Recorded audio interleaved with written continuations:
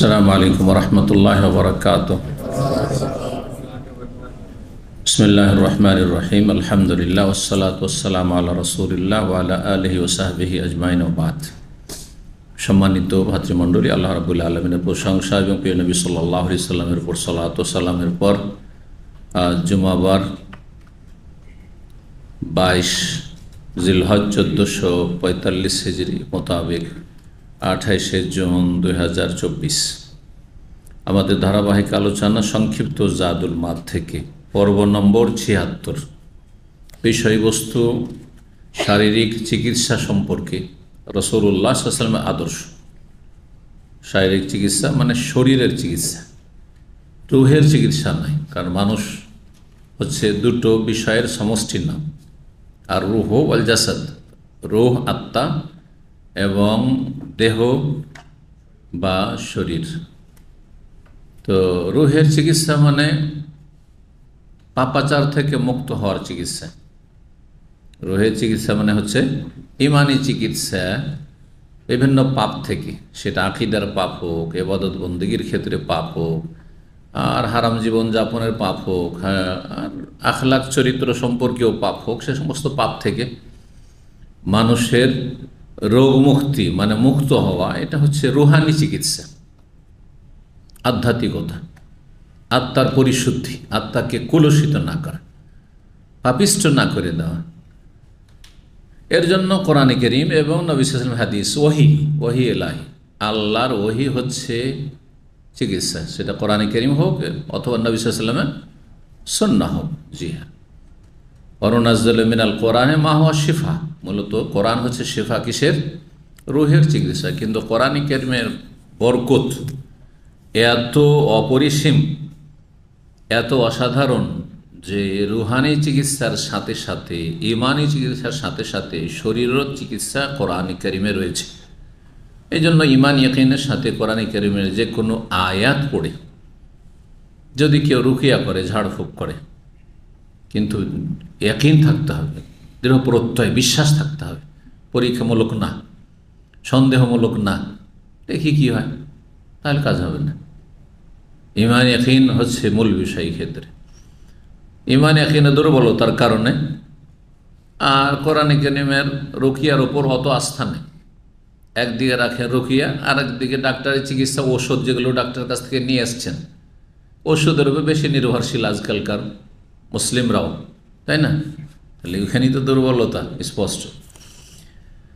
তো যাই হোক, যার ফলে অনেক সময় রুকিয়া করলে কাজ হয় না। আবার নিজের মধ্যে সমস্যা থাকে, যে রুকিয়া করছে, ঝাড়ফুঁক করছে, তার মধ্যে ইমান আমলের সমস্যা আছে, বিভিন্ন পাপে ডুবে আছে, আর ও যদি কোরআন পড়ে ফুঁক দেয়, কী বা কাজ হবে? হয়তো হয় না, পারিপার্শ্বিক অবস্থার কারণে। কোরআনে কারীমে শরীরেরও চিকিৎসা রয়েছে। আর বিশেষ করে যে আয়াতগুলি যেই সমস্যার সাথে সম্পর্কিত, কথাটা শুনে রাখবেন, মনে রাখবেন, যে আয়াতের অর্থগুলি যেই সমস্যার সাথে সম্পর্কিত, সেই আয়াতগুলি পড়ে ফুঁক দিলে আরও বেশি উপকার আছে। যেমন জিন সম্পর্কীয় যে আয়াতগুলি পড়ে জিন তাড়ানোর চিকিৎসা, সেহের জাদু সম্পর্কীয় আয়াতগুলি পড়ে সেহের জাদু থেকে মুক্তির চিকিৎসা। জি, এইভাবে। জি, তো নবী সাল্লাল্লাহু আলাইহি ওয়াসাল্লামের চিকিৎসা, শারীরিক চিকিৎসা বিভিন্ন রকমের রয়েছে। তার মধ্যে একটি হচ্ছে রুকিয়া শারঈয়া, শারঈ ঝাড়ফুঁক, যেটা দিয়ে শরীরের চিকিৎসা হয়। আর উদাহরণস্বরূপ দেখি আপনাদের কতটা জানা আছে, বলেন আপনারা কিছু, আপনাদের নলেজ। নবী সাল্লাল্লাহু আলাইহি ওয়াসাল্লাম থেকে প্রমাণিত শরীরের চিকিৎসা, বিভিন্ন রোগের চিকিৎসা কি দিয়ে? না, রোগের কথা নয়, কি দিয়ে চিকিৎসা? চিকিৎসা মানে কি? ওষুধ চিকিৎসা। সবাই কেন, একজন একজন করে কোরআন এত হইল রুকিয়া হয়ে গেছে, ওটা সব রুকিয়া ঝাড়ফুঁক একটাতে সব শেষ। সেটা সূরা ফাতিহা হোক, আর সূরা ফাতিহাতে সূরা নাস পর্যন্ত হোক, রুকিয়া ঝাড়ফুঁক। কোনো হাদিসের দোয়া দিয়ে হোক, আযহিল বাস রব্বান নাস ইশফি আনতা শাফি, রুকিয়া সব এক কথাতে শামিল। মধু, মাশাআল্লাহ, আসল জমজমের পানি, একটা একটা করে, হই হই করে নয়, কালা জিরা, আল হাব্বাতু সৌদা, চেঙ্গা লাগানো, হেজামা, বোঝা গেছে। তার লোহা গরম করে কেই দাগানো, জি, এইরকম বেশ কিছু চিকিৎসা। এইরকমই একটি রোগ হচ্ছে শারীরিক বদনজর, কুদৃষ্টি পড়া, কারো বদনজর লেগে যাওয়া। এটি সত্য, হাদিস আসছে, সে বিষয়টি দিয়ে শুরু হচ্ছে এখানে। সমস্ত চিকিৎসাগুলি এখানে নিয়ে আসেননি, কারণ কিতাব সংক্ষেপে, আর মূল কিতাব থেকে সংক্ষেপ করা হয়েছে। সেই জন্য যেভাবে আমরা মোটামুটি একটা আইডিয়া দিচ্ছি, এটা যাতে করে আপনার একটু ব্যাপক ধারণা থাকে এই সম্পর্কে। কিন্তু এতে সীমিত কিছু বিষয় নিয়ে আলোচনা করা হয়েছে। তার মধ্যে একটি হচ্ছে রোগ হচ্ছে শরীরের নজর লেগে যাওয়া, বদনজর, কুদৃষ্টি পড়া কারণ, যার ফলে বড় ধরনের ক্ষয়ক্ষতি হতে পারে, ছোট থেকে বড় যে কোনো স্তরে ক্ষয়ক্ষতি হতে পারে, মানুষের প্রাণনাশ হতে পারে, অঙ্গহানি হতে পারে, সম্পর্ক ছিন্ন হইতে পারে। এমন হিংসুকদের হিংসা হইল যে দাম্পত্য জীবনে স্বামী স্ত্রীতে এত সম্পর্ক ছিল, কিন্তু কেউ বরদাস্ত করতে পারে না, বদনজর লেগে গেল, তালাক হয়ে গেল। ছেলে আপনার মেয়ে এত সুস্থ ছিল, গাড়ি এত সুন্দর ছিল, এমন বদনজর লেগে গেল, এত দামি গাড়ি কিনেছে সে, হ্যাঁ গাড়িটা এত সুন্দর, মাশাআল্লাহ বললো না, বরকতে দোয়া করলো না, বদনজর লেগে গেল, অ্যাক্সিডেন্ট হয়ে গেল, শেষ হয়ে গেল। সুস্থ ছেলে সারা জীবন অসুস্থ হয়ে গেল, মরেও যেতে পারে।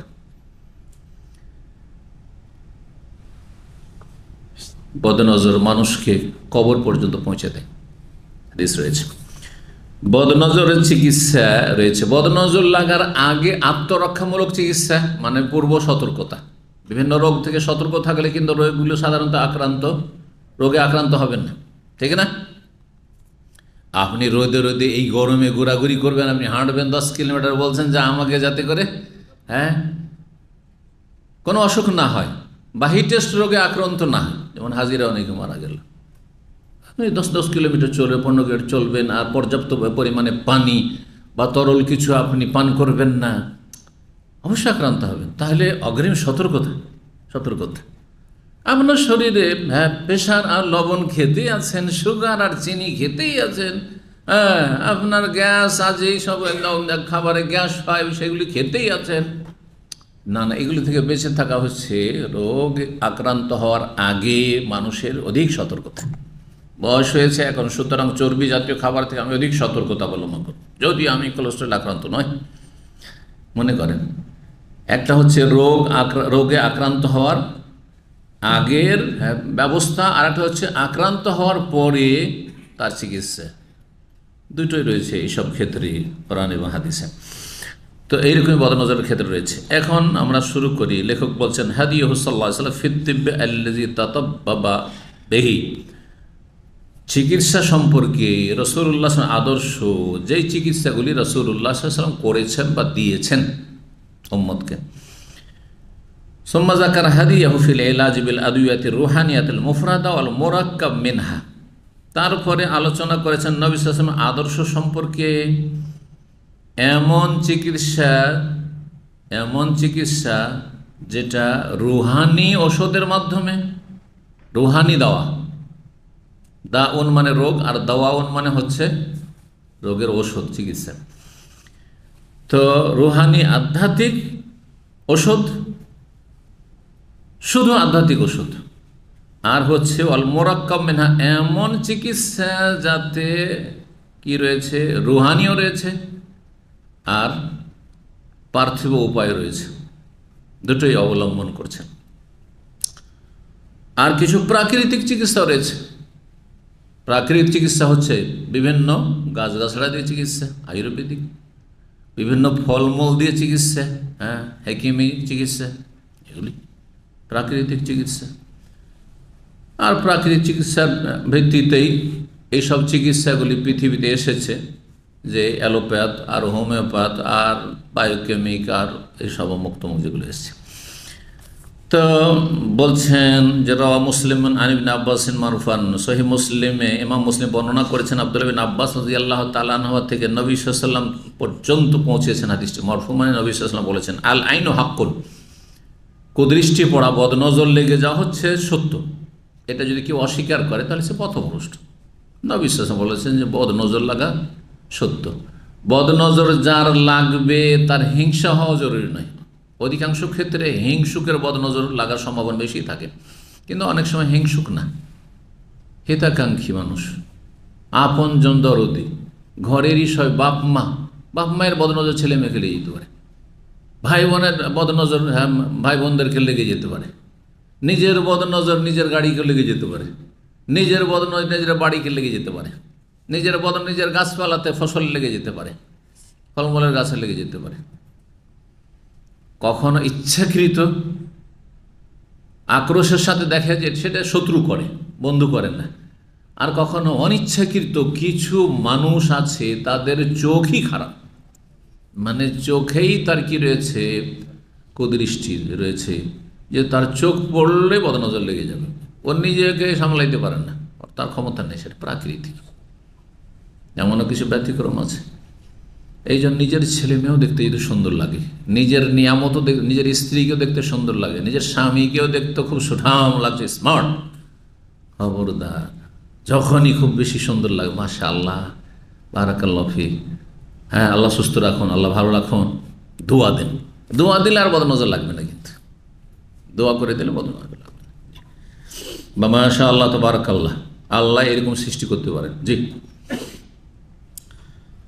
তো আল আইন হাক্কুন, বদনজর হচ্ছে সত্য। ওয়ালাউ কানা শাইউন সাবাকাল কাদর, কোনো বস্তু পৃথিবীর যদি তকদিরকে অতিক্রম করে যেত, তকদিরকে খণ্ডন করে দিত, যা কিছু আল্লাহর পক্ষ থেকে চূড়ান্ত ফয়সালা তকদির আছে লয় মাহফুজে, সেটা যদি কোনো কিছু এমন হতো পৃথিবীতে যে তকদিরের ব্যতিক্রম হয়ে যাচ্ছে, করে দিচ্ছে, তাহলে সেটা লা সাবাকাতুল আইন, বদনজর সেটা করত।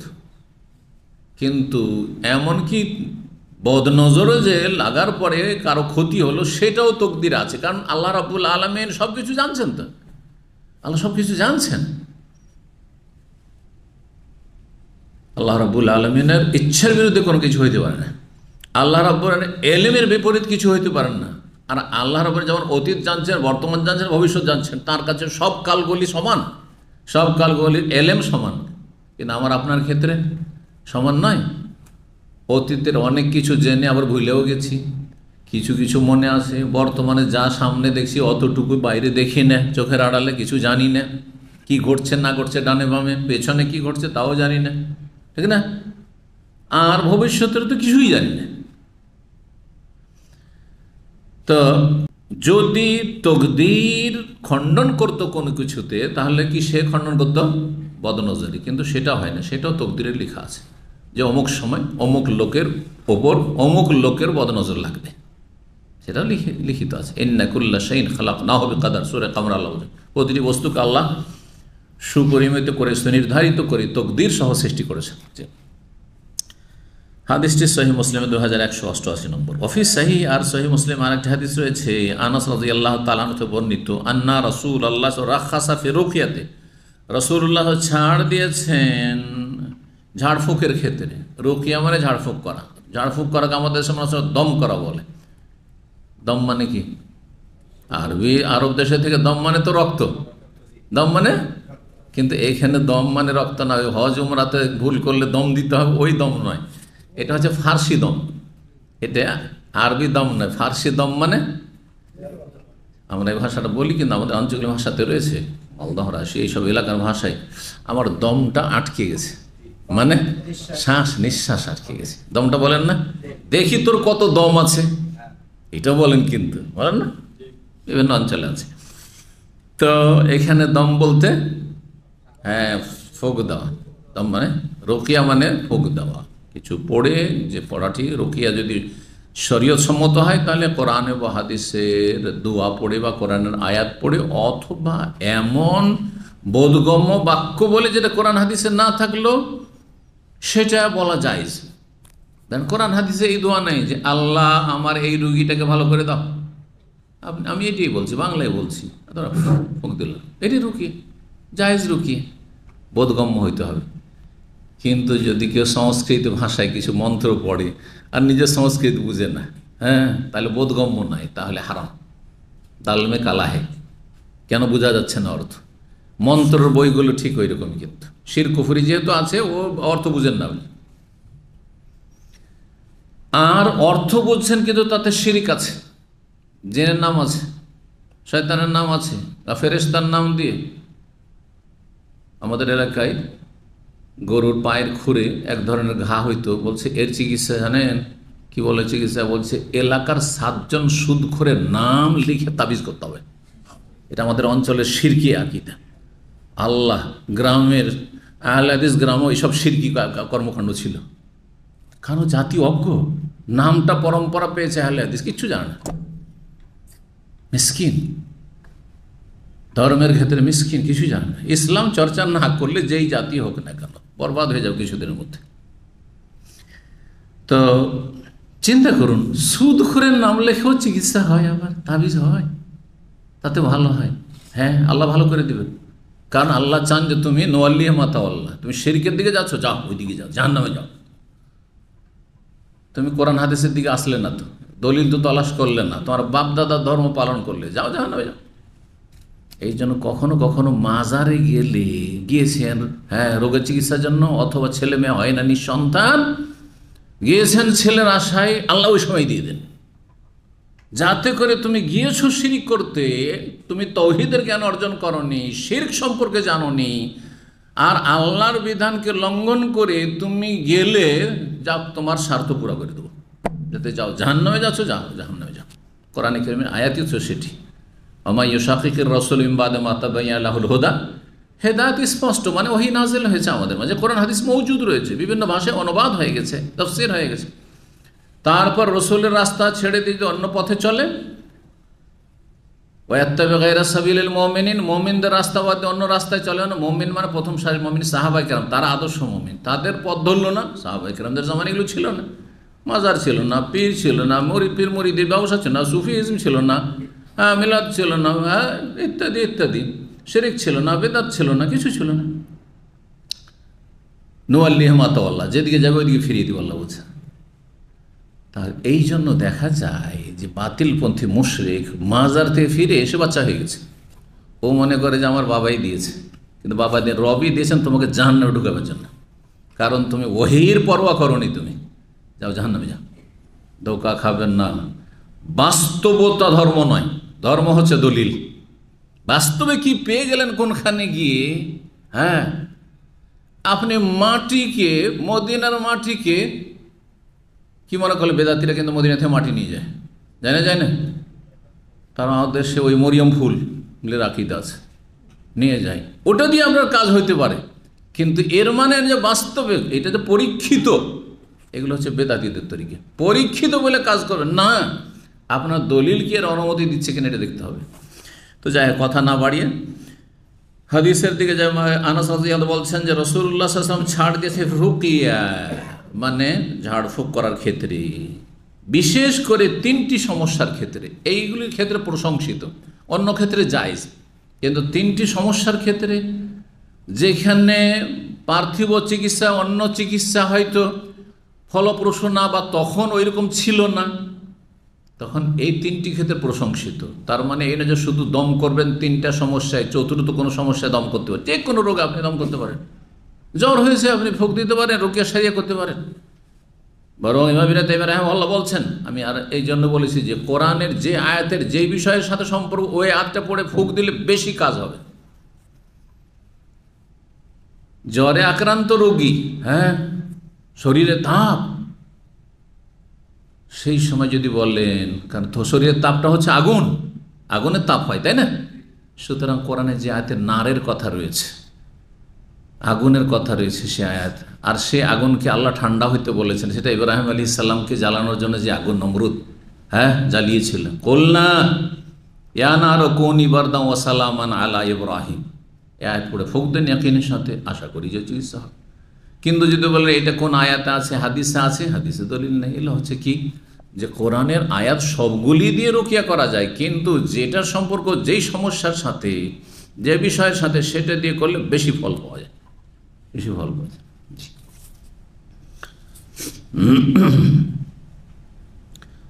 তো ছাড় দিয়েছেন ঝাড়ফুঁক করার ক্ষেত্রে, কিসের ক্ষেত্রে? মিনাল আইন, বদনজর লাগলে, অল হোমা, হুম্মানা, এটা কি একজন অনুবাদক বাঙালি, কিতাবুত তাওহীদ আগের অনুবাদে, হুম্মা পড়ে নিয়েছে, অথচ হুম্মা হইলে ইয়া হবে আর খাড়া আলিফ হবে, খাড়া খাড়া জাবার হবে। এখানে কিন্তু হুমাতুন, হ্যাঁ, গোলতা আছে। তাহলে এখানে ও বুঝতে কত ভুল করেছে। আর হুম্মা উচ্চারণ করে সে জ্বরের চিকিৎসা অনুবাদ করেছে, কিন্তু জ্বর নয়, হোমাতন। হোমাতন মানে বিষ, দংশন, সাপ বিচ্ছুর দংশন। যদি বিষ নামাতে হয় সাপ বা বিচ্ছু ও দংশন, সেই ক্ষেত্রে প্রশংসিত হচ্ছে কি?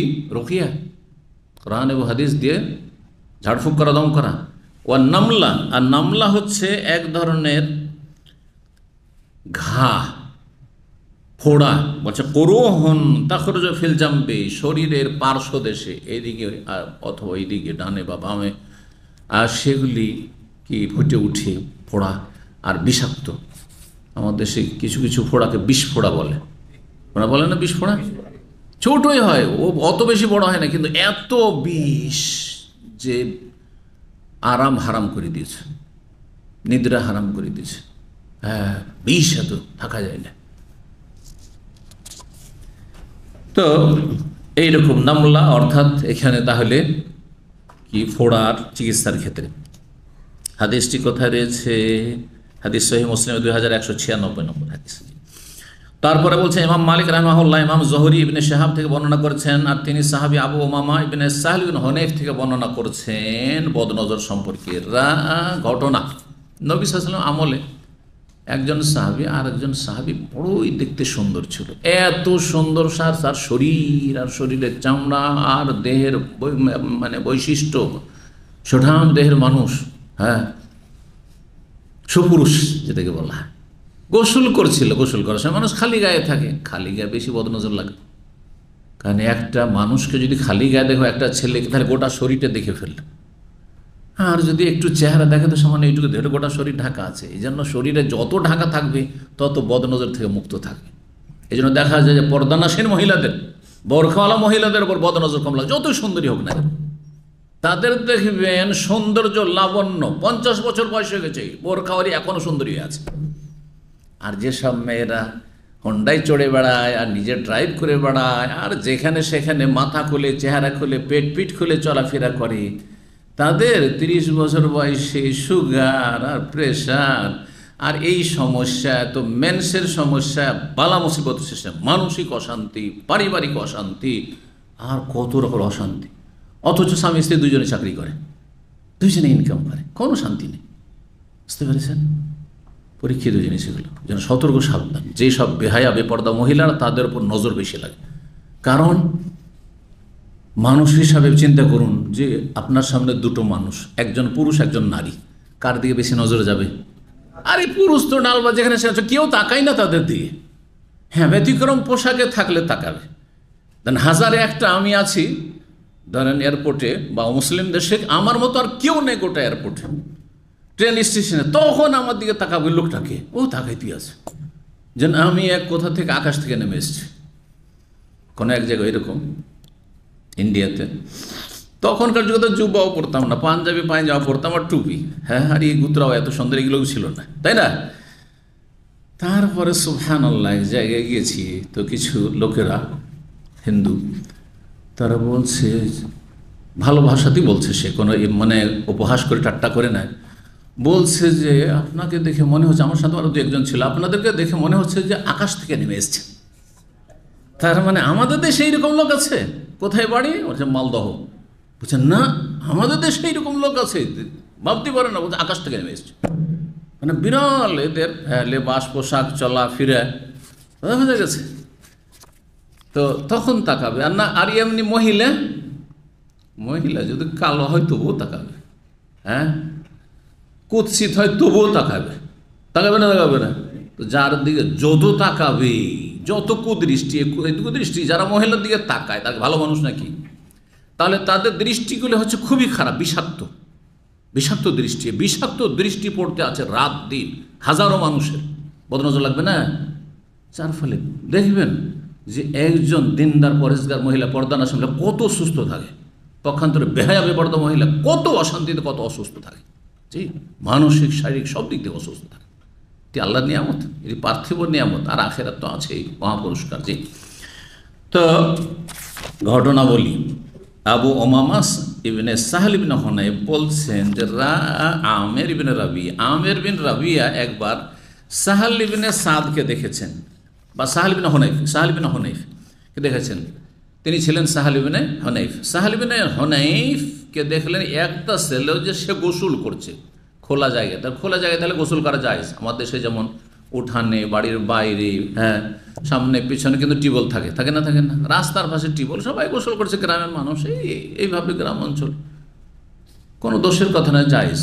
বাস ইজ্জতে গালিজা, যেটা আওরাতে গালিজা ঢাকা থাকতে হবে, অর্থাৎ নাভি থেকে নিয়ে হাঁটু পর্যন্ত ঢাকা থাকতে হবে, এটা খোলা যাবে না। গোসল করছিল। ফাকালা, যদিও উত্তম হচ্ছে নির্জনে গোসল করা, যদিও কাপড় শরীরে লুঙ্গি থাকে বা হাফ প্যান্ট আপনার মনে করেন যে টাকনো কি বলছে হাঁটু পর্যন্ত আছে, তারপরও খালি গায়ে মানুষের সামনে গোসল করাটা এত ভদ্রতা নয় যত ভদ্রতা নিজের বাড়ির ভিতরে গোসল করা। হ্যাঁ, বাড়ির লোকের এই শুধু দেখছে, বাইরের লোকের নজর পড়ছে না, গ্রামবাসীর বা প্রতিবেশীর নজর পড়ছে না, কিন্তু জায়েজ রয়েছে গ্রামবাসীর সামনে খালি গায়ে গোসল করা। গোসল করছিলেন এই সাহাবী আমির বিন সাহাল, আমির বিন রাবিয়ার নজর পড়ে। ফাকালা, দেখে কি বলছেন, মন্তব্য করছেন তিনি, এত সুন্দর লেগেছে, এত চমৎকার লেগেছে, তার শরীর কোনোদিন খালি গায়ে কোনোদিন দেখেনি। তাহলে বোঝা গেল যে খালি গায়ে চলাফেরা করাও ক্ষতি। ওয়াল্লাহি, আল্লাহর কসম করে বলছে, মা রাআইতু কাল ইয়াউম ওয়ালা জিলদা মুখাব্বা, আজকের মতো সুপুরুষ আমি জীবনে কোনোদিন দেখিনি, এত সুন্দর মানুষ আমি কোনোদিন দেখিনি।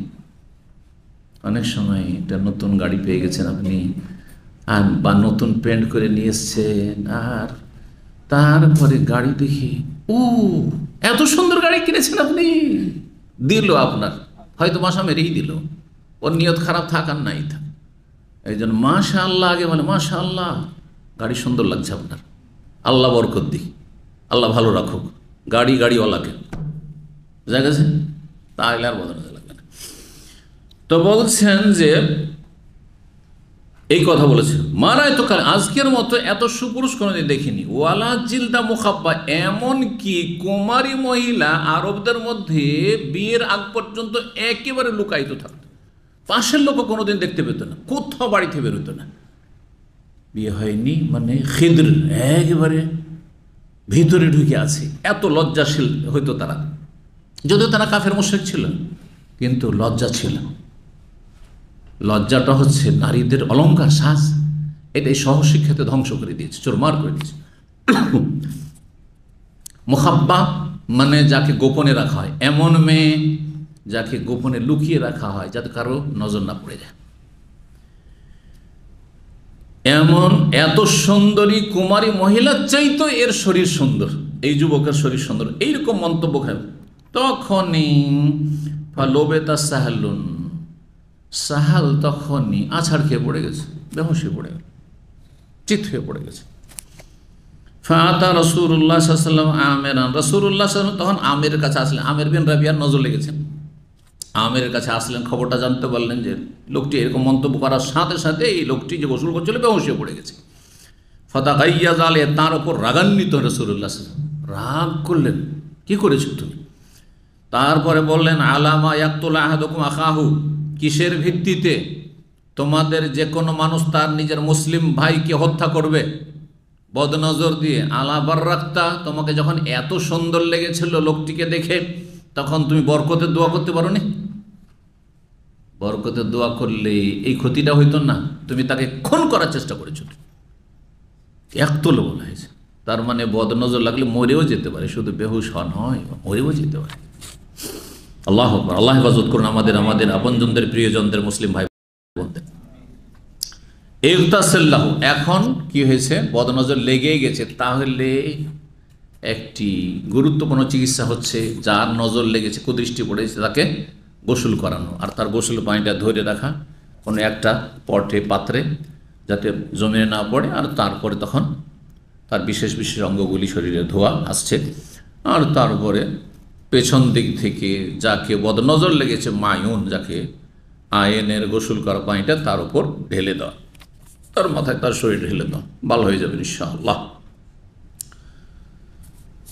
তো এই ছিল হাদিস। হাদিস মুওয়াত্তা মালিকে রয়েছে, মুসনাদ আহমদ ইবনে হিব্বানে রয়েছে, মুসনাদ আব্দুর রাজ্জাক ইবনে মাজায় রয়েছে, আরও হাদিসে বাইহাকি তে রয়েছে ইত্যাদি। তো এই ছিল হাদিস।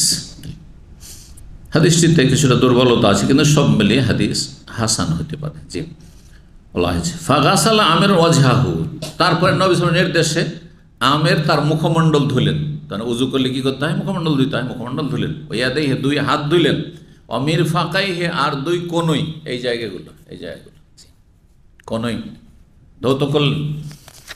আর তারপরে বছর রুকবাতাইহি আর দুই হাঁটু ধুলেন, একটু হাঁটু। ও আতরাফা রিজলাইহি আর দুই পায়ের অগ্রভাগ, দুই পায়ের কিনারা মানে পায়ের আঙ্গুলের দিক, এগুলো ধৌত করলেন। ও দাখিলাতা এজারিহি এবং তার লুঙ্গির ভিতরের সাইডটি, ভিতরের দিকটি। এখন লুঙ্গির ভিতরের দিকটি বুঝতে গিয়ে অনেকে কিন্তু ভুল করে, মনে করে যে লজ্জা স্থান দিতে হবে, হ্যাঁ গুপ্তাঙ্গ লিঙ্গ ধুইতে হবে। না, এটা ভুল। এর ভাষ্যকার করে বলছেন যারা এটা বুঝেছে তারা একেবারে ভুল করেছে। না, এই কথা বলা হয়নি যে গুপ্তাঙ্গ ধুইয়ে তারপরে তার শরীর ঢালা হবে, না, এটা নয় নবী সাল্লাল্লাহু আলাইহি ওয়াসাল্লামের উদ্দেশ্য। এজার হয় লুঙ্গির একটা হচ্ছে বাইরের দিক আর একটা হচ্ছে ভিতরের দিক। তো এক সাইডের, কেউ বলছে ডান সাইডের ভিতরের দিকটা একটা সাইড ধুয়ে ওতে যাতে পানিটা পড়ে, কিসে? সেই যে পাত্রটা ধরে আছে, একজন ধরে থাকে পাত্রটা, কিন্তু এভাবে ধরে থাকবে যে পানিগুলো বয়ে পড়ছে তার অঙ্গ প্রত্যঙ্গ থেকে যে ধোয়া হচ্ছে তাতে যেন পড়ে। কেউ কেউ বলেছেন যে যেখানে করে লুঙ্গিটা কষা হয়, বাঁধা হয়, বা পায়জামাটা পরা হয়, এখানে যখন পরা হচ্ছে, তো এই জায়গাটা যেখানে করে আপনার লুঙ্গিটা বাঁধা আছে, এই জায়গাটা ভিতর দিক থেকে এই জায়গাটা ধুয়ে পানিটা ফেলতে হবে এখানে। এইগুলি হচ্ছে সহি ব্যাখ্যা। জি, এক কথায় লুঙ্গির একটা অংশ ধুইতে হবে যাতে ওই পাত্রে পড়ে। সুম্মা সাব্বা আলাইহি ফি কাদহিন, একটা বাটিতে বা পেয়ালাতে, বড় বড় পাত্রে এক কথায়। সুম্মা সাব্বা আলাইহি, তারপরে তার উপর ঢেলে দেওয়া হইল, যে আক্রান্ত হয়েছে তার উপর ঢেলে দেওয়া হলো। ফারাহা সাহলুন মা আন্নাস, সাথে সাথে লোকটি বেহুশ হয়ে পড়েছিল, যে সাহল, সে তার সাথে সাথে লোকদের সাথে স্বাভাবিক হাঁটা চলা শুরু করে দিল। হাঁটা চলা সুস্থ হয়ে গেল, সাথে সাথে সুস্থ হয়ে গেল। এরকম মুসান্নাফ আব্দুর রাজ্জাকে ইমাম আব্দুর রাজ্জাক সানাআনী রাহিমাহুল্লাহ বর্ণনা করেছেন মামার থেকে, তিনি ইবনে তাউস থেকে, তিনি তার পিতা ইমাম তাউস থেকে, মারফু নবী সাল্লাল্লাহু আলাইহি ওয়াসাল্লাম থেকে, আল আইনু হাক্কুন, কুদৃষ্টি লাগা, বদনজর লাগা হচ্ছে সত্য। ওয়াইজাবতুসিলা আহাদুকুমা, তোমাদের কাউকে যদি বলে তুমি গোসল করো, অনুমান করা হচ্ছে যে তারই বদনজর, আর তো এখানে কেউ আসেনি, হঠাৎ করে কেন এরকম ব্যতিক্রম হয়ে গেল, তাহলে ওরই বদনজর লেগেছে। যদি বলা হয় যে ভাই তোমার বদনজর হয়তো লেগেছে, বা বোন তোমার বদনজর লেগেছে, তুমি গোসল করো, তো সেখানে হটকারিতা করবে না, না না না আমার বদনজর লাগে না, আমি গোসল করবো না, এটা করবে না। এটা নবী সাল্লাল্লাহু আলাইহি ওয়াসাল্লাম নির্দেশ। ওয়াইজাবতুসিলা আহাদু, তোমাদের কাউকে যদি গোসল করতে বলা হয় যে গোসল করো, মানে তোমার শরীরে যে অঙ্গগুলি ধুতে বলা হয়, ফালে ইয়াগতাসিল, সে যেন গোসল করে পানিটা দেয়, কারণ এই পানিটা দিয়ে কি হবে, হ্যাঁ যার ওপর তোমার কুদৃষ্টি পড়েছে মনে করা হচ্ছে তার চিকিৎসা হবে, মানুষের উপকার করবে যথাসাধ্য। কখনো এটাকে মানহানি মনে করবে না যে না আমাকে অভিযুক্ত করা হচ্ছে, আমার উপরে দোষারোপ করা হচ্ছে, আমার বদনজর লাগেনি, না না এসব করতে যাবেন। ঠিক আছে, তোমাদের মনে হচ্ছে এরকম, যদি ফায়দা হয়, একজন আমার মুসলিম ভাইয়ের, মুসলিম বোনের ফায়দা, কোনো অসুবিধা নেই, ঠিক আছে গোসল করছি, অসুবিধা কি। এ হচ্ছে হাদিস। জি, অসলহু সহি, হাদিসটা মানে নবী সাল্লাল্লাহু আলাইহি ওয়াসাল্লাম পর্যন্ত মুত্তাসিল না, এটা মারফু নয়, হ্যাঁ মওকুফ ইত্যাদি নিয়ে ইখতিলাফ রয়েছে, তাই বলছেন অসলহু সহি। কেউ বলেছেন হাদিসটি মারফু, কেউ বলেছেন না মওকুফ। জি, মুরসাল হাদিস এটাকে সহি বলেছেন অনেক গবেষকগণ। আর সহি মুসলিমের হাদিস তো এর আগে আসলো, সেখানে কিন্তু এই কথাটি শুধু নেই, আল আইনু হাক্কুন রয়েছে, কিন্তু গোসল করতে বলা হইলে গোসল করবে কথাটি এখানে অতিরিক্ত এসছে। তাহলে এই কথা আমরা জেনে নিলাম। এখন গোসল করতে যে বলা হবে, সংক্ষেপে হাদিসটাতে এসেছিল, ইমাম ইবনুল কাইয়িম রাহিমাহুল্লাহ সেটাকে বর্ণনা করেছেন কেমন, ইউমারুর রাজুলুল আয়নু, ওই ব্যক্তি যেই ব্যক্তির বদনজর লেগেছে তাকে আদেশ করা হবে, বেকাদহাইন, যে একটা পেয়ালা বা একটা পাত্র পট, সেটা যে কিছুই হোক, প্লাস্টিকের হোক আর যারই হোক না কেন, বা একটা মাটিরই হোক, বড় পাত্র নিয়ে আসা, আর ফা ইউদ খেলো কাফাহু ফিহে, তারপরে তার হাতটা তাতে ঢুকাবে, ফায়াতা মাজমাজ, আর তারপরে সেখান থেকে পানি নিয়ে কুলি করবে, কুলি করে তাতে ফেলবে। তাহলে অতিরিক্ত জানলাম এটা, অন্যান্য হাদিসের সবগুলি মিলিয়ে। সুম্মা ইয়ামুজ্জুহু ফিল কাদাহে, তারপরে যে পাত্রটি আছে তাতে কুলিটা নিক্ষেপ করে ফেলবে।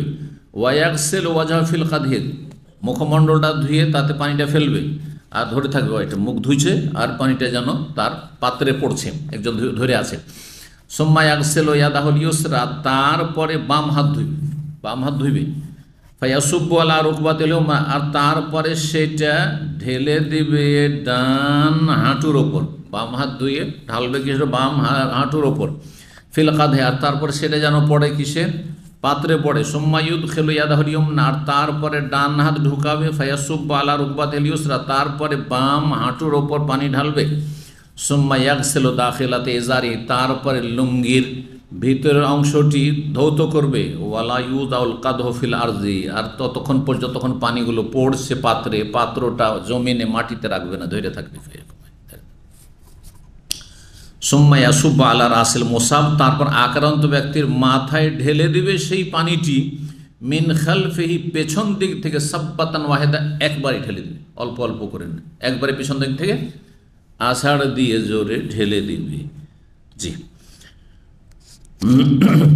তারপরে বলছেন ইমাম ইবনুল কাইয়িম রাহিমাহুল্লাহ, আর সংক্ষিপ্ত করেছেন ইমাম শেখুল ইসলাম মুহাম্মদ আব্দুল্লাহ রাহিমাহুল্লাহ, ওয়াল আইনু আইনানে, বদনজর দুই রকমের, দুই ধরনের। একটি হচ্ছে আইনুন ইনসিয়া, আর একটি আইনুন জিন্নিয়া। একটি হচ্ছে মানুষের কুদৃষ্টি বদনজর, আর একটি হচ্ছে জিনের বদনজর লাগা। এতক্ষণ পর্যন্ত বা এতদিন পর্যন্ত যারাও বদনজর শুনেছেন, শুধু কিসের শুনেছেন? মানুষের বদনজর লাগে না, না, জিনেরও বদনজর লাগে। আজকাল বাংলাদেশে এই ভাষাটি খুব প্রসিদ্ধ, আশেক জিনে, বিশেষ করে মেয়েদের ক্ষেত্রে বলা হয় আশেক জিন, মানে প্রেমিক। আশেক মানে কি? প্রেমিক, প্রেমিক জিন। একটা মেয়ে যদি সুন্দরী হয় আর কোনো জিন তাকে দেখেছে, তাকে খুব ভালো লেগে গেছে, ভালো লেগেছে, তখন তারও নজর লেগে গেছে, তাকে না দেখে থাকতে পারছে না, তখন সে আক্রান্ত হয়ে যায়, সেই জিনের বদনজরে আক্রান্ত হয়ে যায়। যার ফলে সুস্থ একটা মেয়ে, ভালো লেখাপড়া করছিল, সুস্থ একটা ছেলে, এটা মেয়ে জিন, মহিলা জিন, আর একজন পুরুষ, রাম পুরুষ, বা তার গুণ আছে, যে কোনো রকমের গুণ আছে, নজর পড়ে গেছে একটা মেয়ে জিনের, নজর পড়ে গেছে একজন পুরুষ, যে কোনো মানুষের এরকম হইতে পারে, আল্লাহ হেফাজত করুক। আর তার এমন পছন্দ হয়ে গেছে, ওকে ছেড়ে থাকতে পারে না। যখন জিন নেমে কথা বলে, আমি একে ছাড়া আমি থাকতে পারবো না, আমি এর পাশে ঘুমাই, এর সাথে থাকি, আমি একে পছন্দ করি, একে ছেড়ে জীবনে যাবো না, একে আমি নিয়ে যাব। শুনেছেন হয়তো এগুলো? জিনেরা যখন কথা বলে, এই ধরনের কথা বলে, এটি ওকে পছন্দ লেগেছে, ও ছেড়ে থাকতে পারবে না, বাধ্য না হলেও ছেড়ে যাবে না। জি, তো মানুষের যেমন বদনজর লাগে, কুদৃষ্টি পড়ে, তেমনি জিনেরও বদনজর লাগতে পারে। এই জন্য নবী সাল্লাল্লাহু আলাইহি ওয়াসাল্লাম আত্মরক্ষামূলক চিকিৎসাও অনেক শিখিয়েছেন। তার একটি গুরুত্বপূর্ণ হচ্ছে ইস্তিআজা, আশ্রয় কামনা করা। আউযু বিকালিমাতিল্লাহি তাম্মাতি মিন শাররি মা খালাক। কোনো জায়গায় মরুভূমিতে নামলেন, পেট্রোল পাম্পে নামলেন, কোনো 5 স্টার হোটেলে নামলেন, এমন জায়গায় নামলেন যেখানে অনেক পাপ হয়েছে, কোনোদিন মনে হয় সেই হোটেলের রুমে কোরআন তেলাওয়াত হয়নি, ভালো মানুষ নামলেন, জিন বাসা করে আছে, অথবা মাসকে মাস সেইটা খালি পড়ে আছে, জিনের বাস হয়ে গেছে সেখানে, আর আপনি গিয়ে ঢুকলেন, সেখানে থাকবেন, আউযু বিকালিমাতিল্লাহি তাম্মাতে পড়লেন না, তাহলে আপনি আক্রান্ত হইতে পারেন, আপনার ক্ষতি হয়ে যেতে পারে। এই জন্য যেই কোনো জায়গায় নামবেন, নবী সাল্লাল্লাহু আলাইহি ওয়াসাল্লাম, সহিহ মুসলিমের হাদিস, আমল করেন না, অভ্যাস করে নেন, যে কোনো জায়গায় নামবেন, জিন এবং মানুষের অনিষ্ট থেকে রক্ষা পাবেন। আপনারা সবাই কিন্তু বিভিন্ন প্রতিষ্ঠানে চাকরি করেন, তাই না? কেউ অফিসে চাকরি করছেন, কেউ কোম্পানিতে, কেউ সাইটে, অনেক সাথী সঙ্গীদের সাথে, কেউ ভিলাতে থাকছেন, অনেক ভালো মানুষের সাথে থাকছেন, তো খারাপ মানুষের সাথে, আপনার যে খারাপ মানুষ আছে তাদের সাথে থাকছেন, কাফের, বেদিন, বেধর্মী, বেনামাজির সাথে থাকছেন আপনি। কত শত্রু আছে, মানুষ শত্রু, জিন শত্রু আছে। যখনই আপনি আপনার রুমে বা আপনার বিল্ডিংয়ে ঢুকবেন, বিলাতে ঢুকবেন, আউযু বিকালিমাতিল্লাহি তাম্মাতি মিন শাররি মা খালাক। অফিসে ঢুকবেন, কত হিংসুক আপনাকে তাড়াবার জন্য মরিয়া হয়ে আছে, রুজি কেড়ে নেওয়ার জন্য, আউযু বিকালিমাতিল্লাহি তাম্মাতি মিন শাররি মা খালাক। যেখানে যাবেন হোটেলে, পেট্রোল পাম্পে, নতুন জায়গায় নামলেন, কোথায় জিন শয়তান মানুষ শয়তান উৎপেতে আছে আপনার ক্ষতি করার জন্য, আউযু বিকালিমাতিল্লাহি তাম্মাতি মিন শাররি মা খালাক। নবী সাল্লাল্লাহু আলাইহি ওয়াসাল্লাম কি বলেছেন? যদি কেউ পড়ে ইজা নাজালা আহাদুকুম মানজিলান, তোমাদের কোনো ব্যক্তি যদি কোনো জায়গায় অবতরণ করে, ফাকাল, আর যদি বলে আউযু বিকালিমাতিল্লাহি তাম্মাতি মিন শাররি মা খালাক, আল্লাহ পূর্ণাঙ্গ বাণীর মাধ্যমে আমি আশ্রয় কামনা করছি মিন শাররি মা খালাক, সমস্ত সৃষ্টির অনিষ্ট থেকে, সমস্ত সৃষ্টির লাম ইয়াদুররুহু সেই, কোনো কিছু ক্ষতি করতে পারবে না। কোনো জায়গায় আপনি এয়ারপোর্টে নামছেন আর জানেন যে সেখানে ভালো মানুষদেরকে হয়রান করা হয় ঘুষ খাওয়ার জন্য, অথবা ইসলামিক লেভেল থাকলে হয়রান করা হয়, বিভিন্ন ভয় ভীতি কাজ করছে, বলেন আউযু বিকালিমাতিল্লাহি তাম্মাতি মিন শাররি মা খালাক, লাম ইয়াদুররুহু সেই, কোনো ক্ষতি হবে না ইয়াকিনের সাথে। হাত্তা ইয়ারতাহিলা মিন মানজিলিহি, যতক্ষণ সেখান থেকে আপনি প্রস্থান না করেন, যতক্ষণ ওইখানে আছেন নিরাপদ আছেন। আর এক জায়গায় নামবেন আউযু বিকালিমাতিল্লাহি তাম্মাতি মিন শাররি মা খালাক। দেখা যায় যে আপনি গাড়িতে যখন চেপেছেন, সেটা তো একটা অবস্থান, গাড়িতে বসলেন আপনি, আউযু বিকালিমাতিল্লাহি তাম্মাতি মিন শাররি মা খালাক, গাড়ির অ্যাক্সিডেন্ট, গাড়ি শেষ, মানুষের কিছু হয়নি, আশেপাশের সবাই শেষ, আপনি সুন্দর আছে, কিছু হয়নি। তদবির অবশ্যই, তদবির কাজ করে, সুতরাং তদবির সবসময় নিজের রাখবেন। তো জিনের বদনজর আর মানুষের বদনজর, ফাকাত সাখান উম্মে সালামা, জিনেরও যে বদনজর এর দলিল এই হাদিসটি। উম্মে সালামা রাদিয়াল্লাহু তাআলা আনহা থেকে সহিহ সূত্রে প্রমাণিত, আন্নাহু সাল্লাল্লাহু আলাইহি রাআ ফি বাইতিহা জারিয়া, নবী সাল্লাল্লাহু একদিন মা উম্মে সালামা রাদিয়াল্লাহু তাআলা আনহা, যে নবী সাল্লাল্লাহু সহধর্মিণী, তার বাড়িতে একজন দাসীকে দেখলেন, বালিকা দাসীকে দেখলেন, যে ফি ওয়াজহিহা সাফআতুন, জারিয়াতুন যেমন দাসীকে বলা হয় তেমনি জারিয়া নাবালিকা মেয়েকে বলা হয়। তো সেটাও হইতে পারে যে হয়তো দাসী নয়, কিন্তু এটা নাবালিকা মেয়ে, কচি মেয়েকে দেখলেন, যে এখনও সাবালিকা হয়নি। সাবালিকা হইলে ফাতাতুন, তখন প্রত্যেক বয়সের এক একটা করে নাম আরবিতে আছে, কিন্তু যখন দুধ পান করেছে একটি নাম ছেলে মেয়েদের, হ্যাঁ, তারপরে দুধ ছেড়ে দিয়েছে কিন্তু এখনও সাবালিকা হয়নি, তখন একটা সাবালিকা এখনও হয়নি, সাবালক হয়নি, কিন্তু সাবালক হতে যাচ্ছে, মানে ঢুকতে যাচ্ছে সাবালকের বয়সে, তাহলে তার একটা নাম আছে, ইত্যাদি ইত্যাদি। এভাবে 40-এর পরে আলাদা নাম আছে, তাও 60-এর পরে আবার নাম আছে আলাদা, এইভাবে। তো সেই বালিকাকে দেখলেন যে ফি ওয়াজহিহা সাফআতুন, তার চেহারায় গালে দাগ। অনেক ছেলে মেয়েদের দেখবেন যে ছেলেটা বা মেয়েটা দেখতে সুন্দর, কিন্তু গালে একটা গোল দাগ আছে, দেখা যায়। কোনোদিন খেয়াল করেছেন? ছোটদের এরকম হয়, দেখা যায়, 8 বছর 10 বছর 12 বছর ছেলে মেয়ে এরকম দেখা যায়, এত সুন্দর ছেলে, কিন্তু এখানে একটা দাগ হয়ে আছে, এখানে একটা গোল দাগ হয়ে আছে। এটা বদনজর, এটা জিনের বদনজর, মানুষেরও হইতে পারে, কিন্তু জিনের বদনজর এই হাদিস আছে। জি, তো এই মেয়েটির গালে যখন একটি দাগ দেখলেন, বললেন ইস্তারকুলাহা, এর জন্য রুকিয়া করো, ঝাড়ফুঁক করো। ফাইন্না বেহান নাজরা, একে বদনজর লেগেছে, একে কি লেগেছে? বদনজর লেগেছে। হাদিস সহিহ বুখারী 5739 আর সহিহ মুসলিম 2197। উম্মে সালামা রাদিয়াল্লাহু আনহা হাদিস, সহিহ হাদিস। ইমাম বাগবী রাহমাহুল্লাহ বলছেন সাফআতুন, নবী সাল্লাল্লাহু আলাইহি ওয়াসাল্লাম বললেন যে তার চেহারাতে কি ছিল? একটি সাফআতুন, দাগ ছিল, কালো দাগ অথবা অন্য রঙ, বিবর্ণ, যে আসল বর্ণ হয় চামড়ার ওই রকম না, হয় কালো হয়ে আছে আর না হলে সাদা, যেটা চামড়ার রং আছে ওই রং না থেকে সাদা। এটা অনেকে দেখা যায়, কিন্তু সেটা শারীরিক কোনো সমস্যার কারণে হইতে পারে, কিন্তু বদনজরও একটা তার কারণ। সাফআতুন কাকে বলা হয়? বলছেন নজরাতুন মিনাল জিন, জিনের বদনজর, জিনের কুদৃষ্টি, একে সাফআতুন বলা হয়। ইয়াকুলু, ইমাম বাগবী রাহমাহুল্লাহ বড় মুহাদ্দিস ছিলেন, তিনি বলছেন যে বেহা আইনুন আসাবাথা মিন নাজরিল জিন, তাকে এমন বদনজর লেগেছে যেটা জিনের তরফ থেকে, জিনের পক্ষ থেকে। আনফাজু মিন আসিন্নাতির রেমাহ, জিনের বদনজর বল্লম বা বর্ষা, বল্লম বুঝেন? বল্লম বুঝেন, আর বর্ষা তো শুদ্ধ। এই বর্ষার যে ধারালো অংশটুকু, অগ্রভাগ, এর চাইতে বেশি শক্তিশালী কি মানুষের বদনজর বা জিনের বদনজর। অনেক সময় বর্ষা মারলেন কিন্তু ঠিক নিশানে গিয়ে লাগলো না, হ্যাঁ, আঘাত করলেন কিন্তু নিশানে লাগলো না, যতটা ভেবেছিলেন যে হবে ততটা হইল না, অতি সামান্য একটু লাগলো, আঁচড়ি লাগলো। কিন্তু বদনজর, জিনের বদনজর অথবা মানুষের বদনজর এর চাইতে বেশি মারাত্মক। জি, ইমাম বাগবী রাহমাহুল্লাহর কিতাবে কি শারহুস সুন্নাহ রয়েছে, তার 13তম খণ্ড 163 পৃষ্ঠায় কথাটি রয়েছে।